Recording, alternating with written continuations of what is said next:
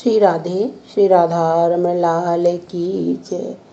तो आज हम बात करते हैं कि नवरात्रि क्यों मनाए जाते हैं और माँ नौ दुर्गा कौन है। तो नवरात्र के 9 दिनों में हम सभी माँ दुर्गा, माँ लक्ष्मी, माँ सरस्वती तीनों देवियों की आराधना व पूजा एक ही रूप में माँ दुर्गा के रूप में करते हैं। तो वह रूप है आदि शक्ति जगत जननी माँ अष्टभुजा, जो कि शेर पर विराजमान है। ऐसे रूप का हम सभी नवरात्रि में पूजन करते हैं। नवरात्रि में माँ के अलग अलग रूपों को निहारने का और उत्सव मनाने का त्योहार है। माँ दुर्गा सिर्फ एक आसमान में ही नहीं रहती हैं, वह सब जगह विराजमान है।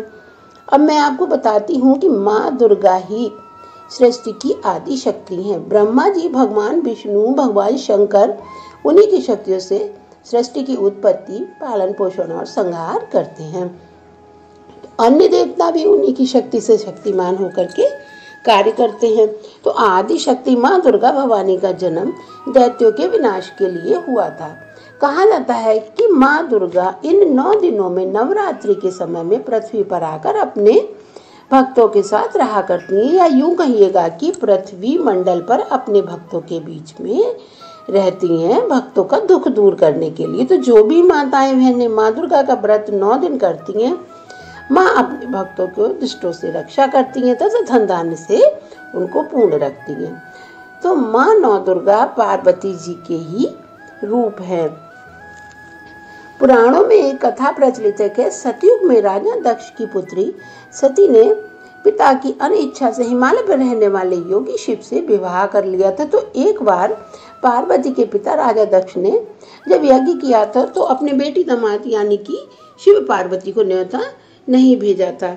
शिव के मना करने के बाद भी पार्वती अपने पिता के यहाँ यज्ञ में सम्मिलित होने पहुंच गई और उन्होंने वहां जाकर के क्या देखा है कि सभी देवी देवताओं के लिए वहां पर आसन थे, सभी देवता वहां पर विराजमान थे, लेकिन शिव का ना कोई आसन था और ना पर उनका कोई सम्मान। पार्वती जी को देख करके उनके पिता ने राजा दक्ष ने शिव के बारे में काफी अपमानजनक बातें कही, जिसको सती सहन न कर सकी और यज्ञ कुंड में कूद करके उन्होंने अपने प्राणों की आहुति दे दी। तो यह खबर सुनकर जब शिव ने अपने सेनापति वीरभद्र को भेजा तो उन्हें राजा दक्ष का सिर काट दिया और उसके बाद दुखी होकर के सती के शरीर को अपने कंधे पर धारण करके शिव क्रोधित होकर के पूरी पृथ्वी पर घूमते रहे। तो इस दौरान जहां पर सती के अंग व आभूषण गिरे, बाद में शक्ति पीठ बन गया वहां पर, यानी कि मंदिर बन गए। और इस प्रकार से नौ दुर्गा माँ पार्वती माता सती का ही रूप है और ये नव दुर्गा के नाम से जाने जाने लगी। और इस तरह माँ काली के रूप में वह अपने भक्तों की दुष्टों से रक्षा करने लगी और माँ लक्ष्मी के रूप में धन्य दान देने लगी तथा माँ सरस्वती के रूप में वाणी में मिठास, आपसी सद्भावना, अच्छी बुद्धि तथा मन की अच्छी भावनाओं का विकास करने लगी। तो इस तरह से नवरात्रि में हम सभी जिस माँ को पूजते हैं वह सभी का मिला जुला रूप है और जो कि शेर पर बैठ करके सदैव ही अपने भक्तों पर ममता बरसाती रहती है। वह आदि भवानी के बारे में दुर्गा सप्तशती में लिखा हुआ है कि माँ को माता नहीं होती, पुत्र को पुत्र होता है, लेकिन माँ को माता कभी भी नहीं हो सकती है। तो अर्थात माँ अपने बच्चों से कभी भी रूठती नहीं है, हमेशा स्नेह प्यार ममता लुटाती रहती है। तो हमारा कहने का तात्पर्य यह है कि जिनकी हम पूजा करते हैं, आदि भवानी माँ जगदम्बा जगत जननी, उसका इतना प्यारा सा रूप है, लाल रंग का उनको अति प्रिय है, इसलिए हमेशा माँ को लाल साड़ी व लाल चुनरी ही उड़ाई जाती है।